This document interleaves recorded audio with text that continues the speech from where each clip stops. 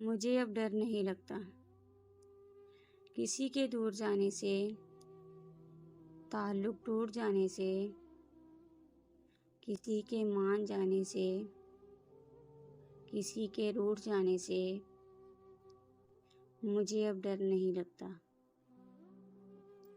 کسی کو آزمانے سے، کسی کی آزمانے سے، کسی کو یاد رکھنے سے، کسی کو بھول جانے سے مجھے اب ڈر نہیں لگتا۔ کسی کو چھوڑ دینے سے، کسی کے چھوڑ جانے سے، نہ شمع کو جلانے سے، نہ شمع کو بجھانے سے مجھے اب ڈر نہیں لگتا۔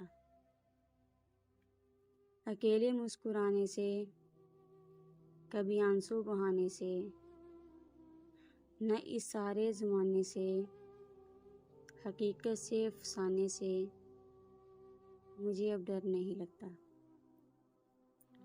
کسی کی نارسائی سے، کسی کی پارسائی سے، کسی کی بے وفائی سے، کسی دکھ انتہائی سے مجھے اب ڈر نہیں لگتا۔ نہ تو اس پار رہنے سے، نہ تو اس پار رہنے سے، نہ اپنی زندگانی سے، نہ ایک دن موت آنے سے مجھے اب ڈر نہیں لگتا۔